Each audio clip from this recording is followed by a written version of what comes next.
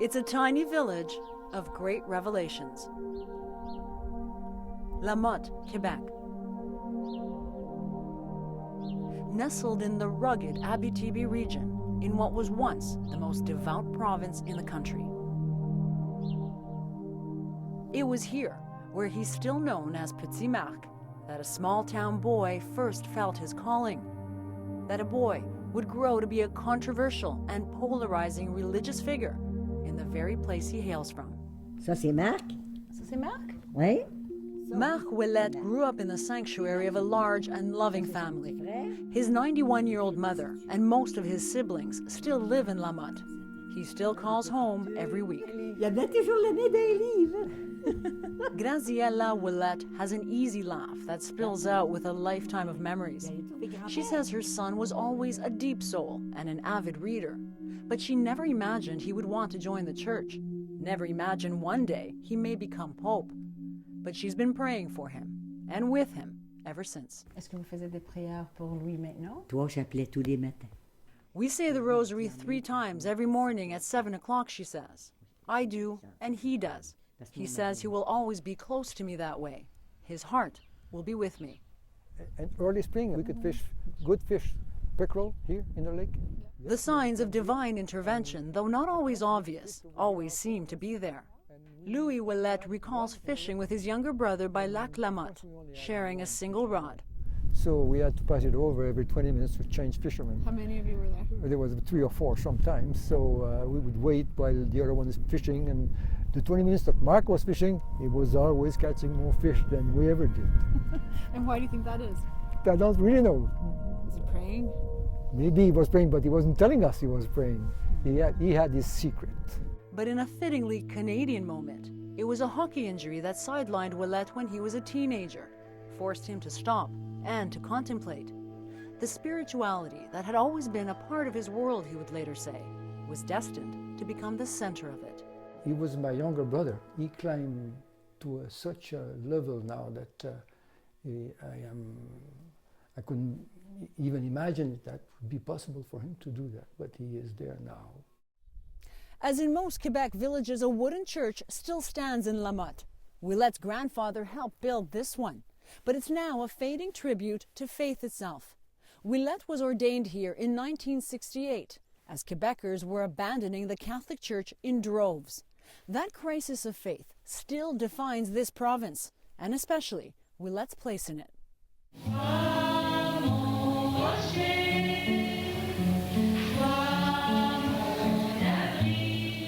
The spirit of old Quebec is reflected in Ouellet's own family music. The Ouellets once owned a pew here, now all gone. Faced with a vanishing flock and growing bills, Église Saint-Luc became a community center 2 years ago. It's allowed the church, however diminished, to stay open. Every other Sunday, the original altar is revealed, and Mass is held for the faithful who still come. Veuillez vous asseoir pour la liturgie de la parole. Ioanna Roumeliotis always does. Puis il leur dit, vous ferez cela en mémoire de moi.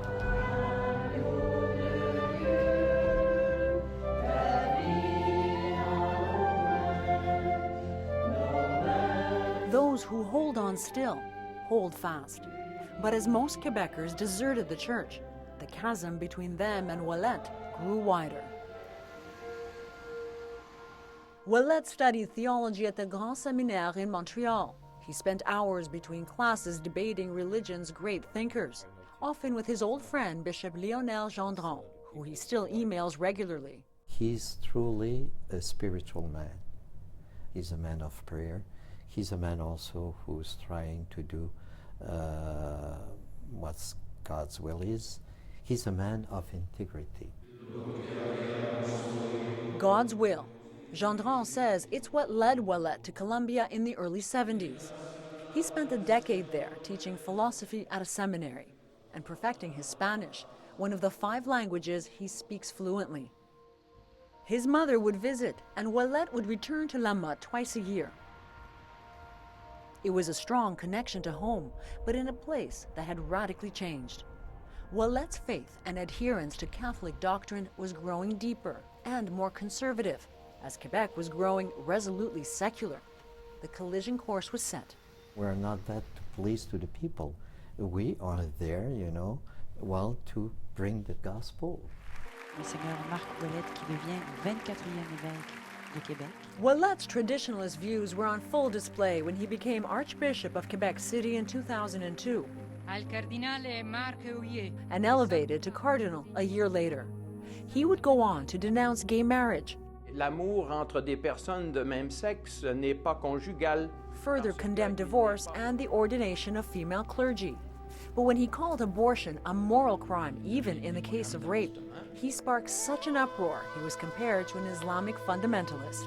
Je suis très mal à l'aise avec ça. Je crois que ce serait un recul inacceptable. On these topics, he was giving the teaching of the church. To a very secular society. Yes, but if you ask me what is the teaching of the church on these topics, I'll let you know, and it's going to be the same way. But maybe I could probably say that in a less provocative way. Why do you think he chose to be so provocative? Why?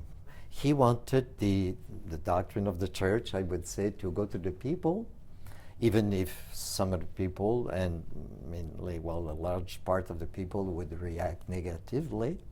Well, he was saying, at least they will know what's the teaching of the church. It would get people's attention.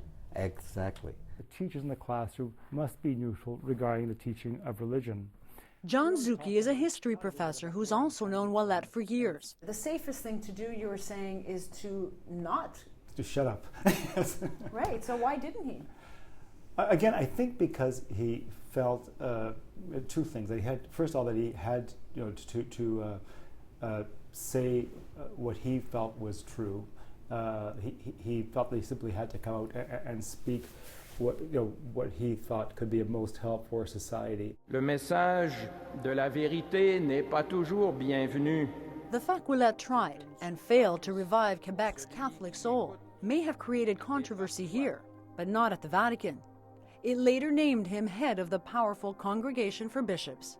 He wanted people to at least wake up and at least have a sense or be aware of what is going on, what is happening, and to at least discuss what is happening, what has happened to Quebec, and to ask themselves, is there another way, is there another possible way?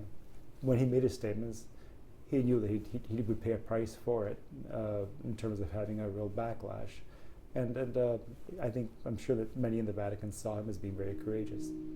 It is ironic that a Canadian pope would come from a place of such disenchanted faith, at a time when the church at large is facing a disappearing flock. What Ouellet does represent is what exists still in Lamotte, a fierce determination to hold on. Ouvre donc tes yeux et regarde donc les étoiles qui sont dans le ciel. On this day, a special prayer is said for those who will choose the next pope and for the one who will be chosen. And the prayers come back to where it all started, to a family that wants to keep holding on to. My brother. I love my brother.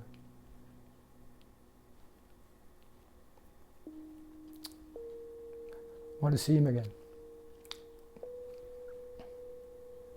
It'd be hard if he becomes a pope. If he does, of course, I will